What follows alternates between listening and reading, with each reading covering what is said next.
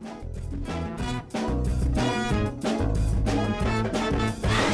in your house in quarantine, getting old fast and you're losing steam. For crayons and a pencil, tuning Mr. Allison's YouTube channel. So come, don't bother me. Gonna make some art for everyone to see.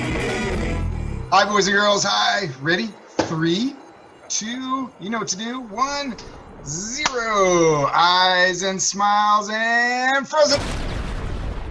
Nice job, boys and girls. All right. Well, welcome back. And do you remember the name of the artist that we learned about last week? Can you tell me? If you said Vincent Van Gogh, then you're correct. All right, boys and girls. So just a quick review of our artist this week, Vincent Van Gogh. And let's roll. There we go. So Vincent van Gogh was born in Holland, or the Netherlands, in 1853. He lived to be just 37 years old, and he didn't start painting until he was 27 years old. So he only painted from 27 to 37, and that is 10 years. That's all. Here's some of his drawings. Here is some of his old paintings, his early paintings, I should say. And remember, he used to use really dark colors, and the mood was very sad and depressing, and people didn't buy his paintings. Nobody liked it at the time. So he ran into a Japanese artist selling Japanese artwork. He loved it. He loved the bright colors, and he loved the how he showed movement in the water. And so he adapted his style to using the brighter colors and showing movement, and he began using short little brush strokes like we're doing with the crayon, short little stabs or dabs or dashes of crayon. He had a brother who was 1 year younger than him named Theo, and Theo was very supportive, and especially the last 10 years of Vincent's life, he really was supporting him financially. And here's Vincent Van Gogh with a patch on his ear, bandage on his ear, because remember, he was very emotional. He had a lot of problems, and he cut off part of his own ear, possibly after an argument with artist Paul Gauguin. There they lived together in that house right there in the south of France, Arles, France. There's a picture of Van Gogh's bedroom from the inside that he painted himself. And his sunflowers, you can see his characteristically short brush strokes here, and he invented his own new take on Impressionism called Post-Impressionism. Post means after. So there's lots of movement. You can see all the swirling lines, and of course his short brush strokes. And that was the first painting he ever sold for $436. The only painting he ever sold, The Red Vineyard. And of course, the Starry Night, his most famous painting. And remember, most of his most famous paintings were done in just the last year and a half of his life when he was in the mental institution, including Starry Night. All right, so let's get to, that was his last painting done on just a week and a half before he died. Let's get to our art that we're working on. Here we go. So last week, if you were here, if you weren't here, if you didn't get to this far in the video, then you can start today. So last week we used our hand and we created the cypress tree using our hand. One second. Oh, okay. We used our cypress tree creating our hand. So we put our hand on the bottom left side of our paper. We traced our hand, extending one finger up to create that cypress tree. And next we added our horizon line, that straight line that goes at the bottom few inches of your paper, goes across from the left behind the tree all the way to the right. And we added our mountains on top of that, just like you're seeing on the screen. Then next we drew our moon, just like Vincent Van Gogh drew his moon before he started painting. So it was a circle up in the top right corner, and then he added the crescent shape. And that may be where you left off last week. So if that's where you left off, this is where you'll pick up. You'll use a yellow crayon, and you'll make short dashes of crayon around the moon, like you're seeing on the screen. So remember, you're going to want to push very, very hard with your crayon to put as much wax from that crayon onto your paper, because we'll be doing what's called a crayon resist. So at the very end of your painting, of your drawing or your crayon creation, we're going to be taking a wash of black or dark blue watercolors, and we're going to wash over your entire paper. Now that watercolor won't stick to your crayon if you put enough crayon on there. It's only going to stick to the little bits of paper between your crayon dashes. So that's why you want to put a lot of crayon on the paper. So each dash you're going to want to possibly go 3-4 times over that dash. 1, 2, 3, 4 until you're done making that one dash.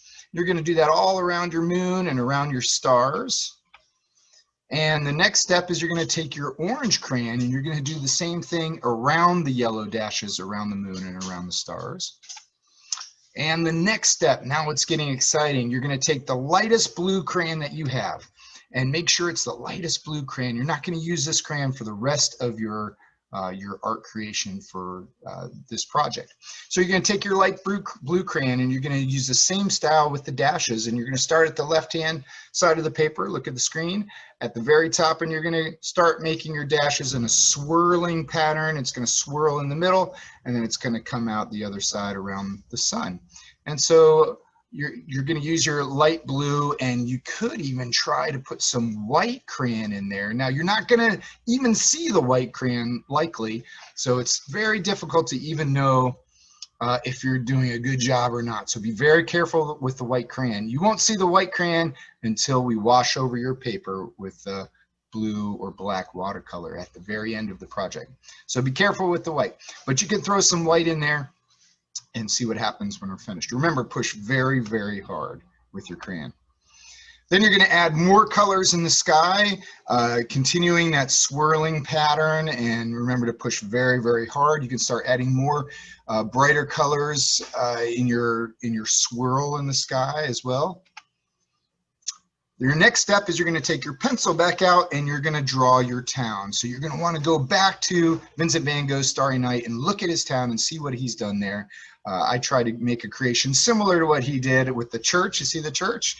And of course, we're going to add some more lines in our cypress tree, some vertical up and down lines, a little bit longer. I added the bushes like he had, and I even added a road that he didn't have. So feel free to be creative and add some things to it that Van Gogh didn't have.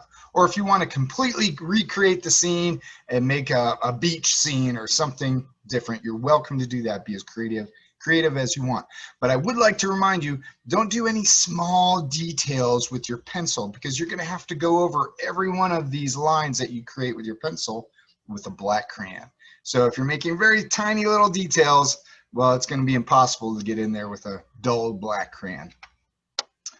Okay, the next step is you're going to use the same technique of the short dashes, and you're going to fill in the mountains.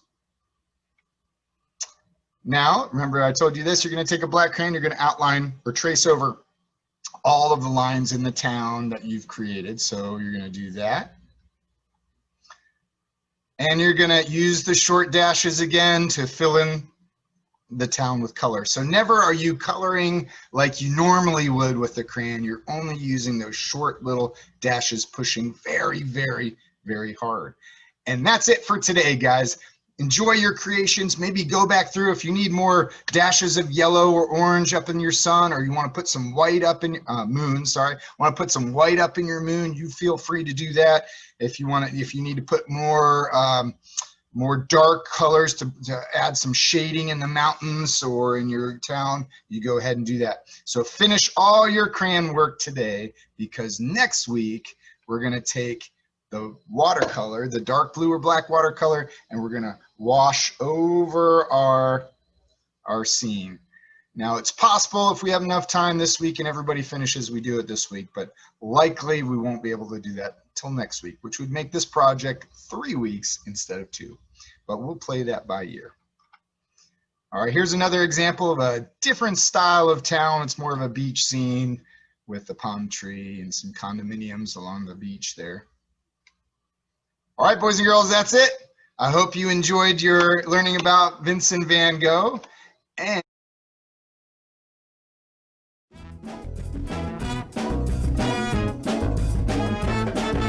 Sitting in your house in quarantine, getting old fast and you're losing steam. Break out a piece of paper, crayons, and a pencil. Tune in Mr. Allison's YouTube channel. So COVID, you don't bother me. Gonna make some art for everyone to see.